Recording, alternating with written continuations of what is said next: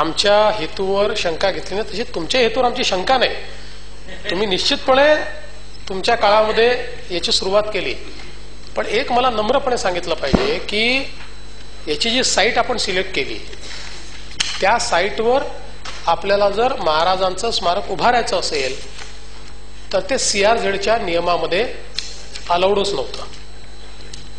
आणि आपल्या कालावधीमध्ये आपल्या मुख्यमंत्र्यांनी तेव्हाच्या केंद्रीय पर्यावरण मंत्र्यांकडे 3 बैठका केल्या, वेगवेगळे पत्रव्यवहार केला, पण महाराजांचं स्मारक बांधण्याकरता तेव्हाच्या सरकारने परवानगी दिली नाही. त्यांनी स्पष्टपणे सांगितलं आणि CRZचं जे नोटिफिकेशन आहे ते त्यांनी हो ते त्यांनी ते दिलं नाही. त्यानंतर ज्यावेळी नवीन सरकार आपलं आलं, ते नवीन सरकार आल्यानंतर आपण केंद्र सरकारकडे गेलो, सन्माननीय जावडेकर साहेबांकडे आपली बैठक झाली. त्या बैठकीमध्ये पुन्हा नेहमीप्रमाणे तिथल्या अधिकाऱ्यांनी हेच पॉइंट आउट केलं की आपलं जे CRZचं नोटिफिकेशन आहे त्या नोटिफिकेशनमध्ये अशा प्रकारचं स्मारक वगैरे उभारताच येत नाही आणि त्यामुळे जोपर्यंत CRZमध्ये अमेंडमेंट होत नाही तोपर्यंत हे करता येणं शक्य नाही. त्याच बैठकीमध्ये हा निर्णय झाला की अशा प्रकारचं अमेंडमेंट हे केलं पाहिजे. तो निर्णय झाल्यानंतर त्याचं पहिलं नोटिफिकेशन निघालं. ज्या नोटिफिकेशनवर काही लोकांनी बरेच आक्षेप वगैरे घेतले, त्या आक्षेपाची पूर्ण सुनावणी केली.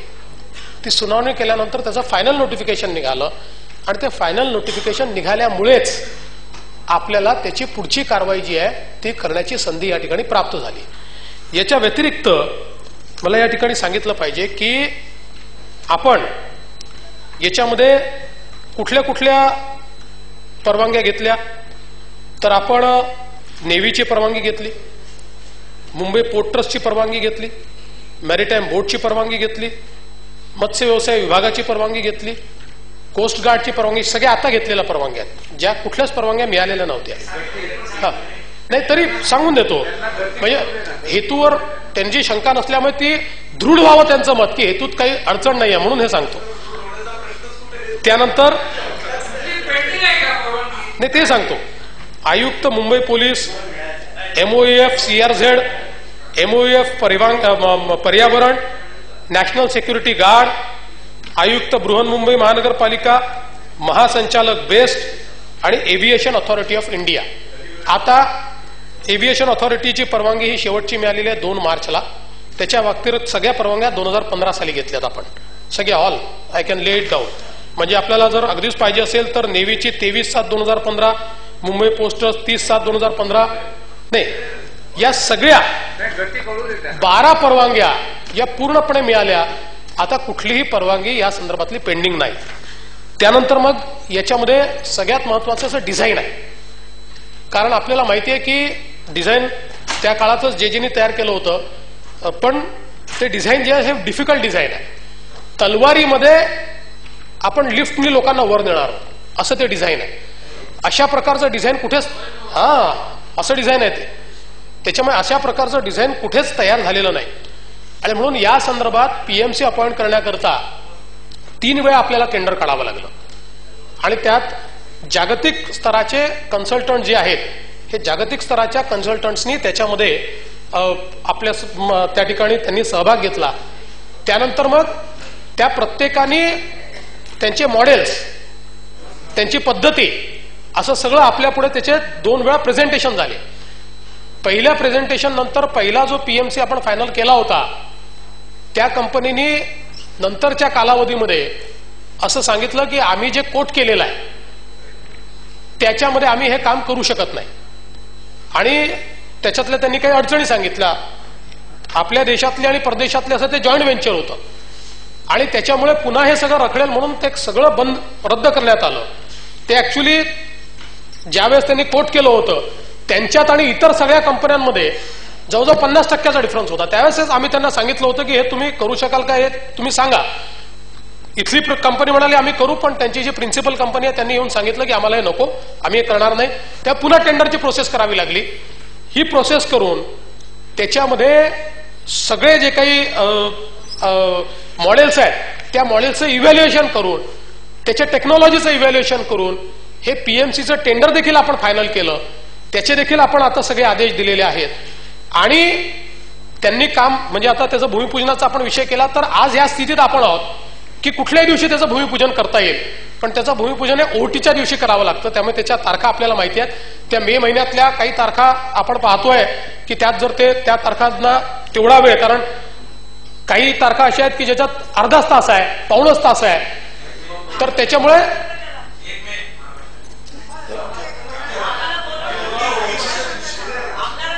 सगळ्यांना बोलू, पण तोच प्रॉब्लेम आहे की तिथे सगळ्यांना नेता येणार नाही, कारण ते बेट जे आहे ते लहान आहे. आणि त्याच्यामुळे त्या संदर्भातली संपूर्ण कारवाई ही आता या ठिकाणी झालेली आहे. आणि काम सुरू करून 40 महिन्यामध्ये हे काम पूर्ण करायचं अशा प्रकारचं त्या म्हणजे जे काही पीएमसीनी तयार करून दिलेलं आहे त्याचे सगळे त्यांनी बेंचमार्क्स तयार करून दिले आहेत. किती महिन्यात कुठली कामं करायची या संदर्भातली माहिती सगळी दिलेली आहे. आणि त्यामुळे मला असं वाटतं की गेल्या वर्षभरामध्ये ज्या प्रकारे या सरकारने या कामाचा पाठपुरावा करून एक एक परवानगी मिळवून सगळे अडथळे दूर केले आहेत, त्याबद्दल यापुढेही आमच्याबद्दल मनात शंका ठेवू नका. पण न्यायालयाच्या निर्णयात न्यायालयाने असं कुठेही नमूद केलेलं नाही. ते कदाचित ड्युरिंग द प्रोसिडिंग त्यांनी काही स्टेटमेंट केलं असेल. पण मी आपल्याला या निमित्ताने एवढंच सांगतो की याच्याकरता निधीची कुठलीही कमतरता पडणार नाही. आणि राज्य सरकार यामध्ये पूर्णपणे ज्या ज्या टप्प्याटप्प्याने जो जो निधी उपलब्ध करून द्यायचा तो दिला जाईल. आणि मला असं वाटतं की जरूर म्हणजे न्यायालयाकरताच नाही पण या सभागृहाच्या आणि या महाराष्ट्राच्या भावना या अतिशय स्पष्ट आहे की छत्रपती शिवाजी महाराजांचं स्मारक हा आमच्या अस्मितेचा विषय आहे.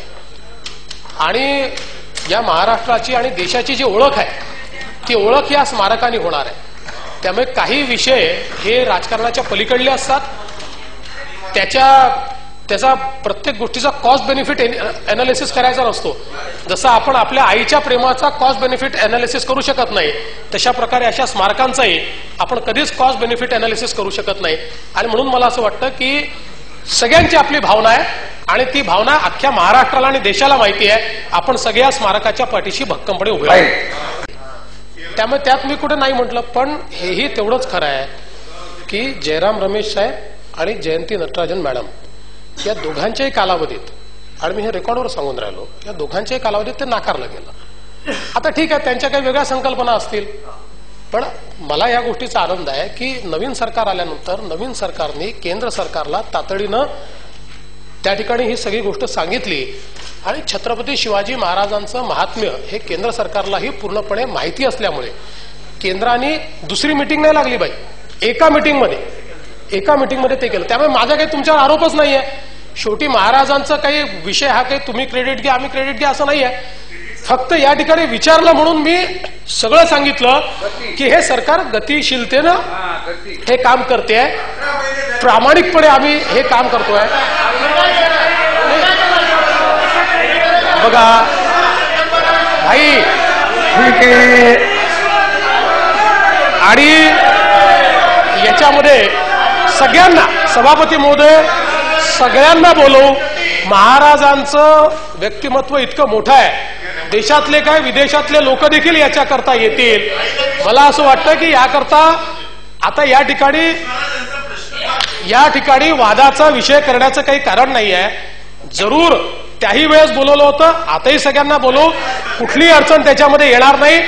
आणि मी आपले आभार मानतो की आपण किमान हे अॅक्नॉलेज केलं की या सरकारने गतिमानतेनं हे काम केलेलं आहे. प्रश्न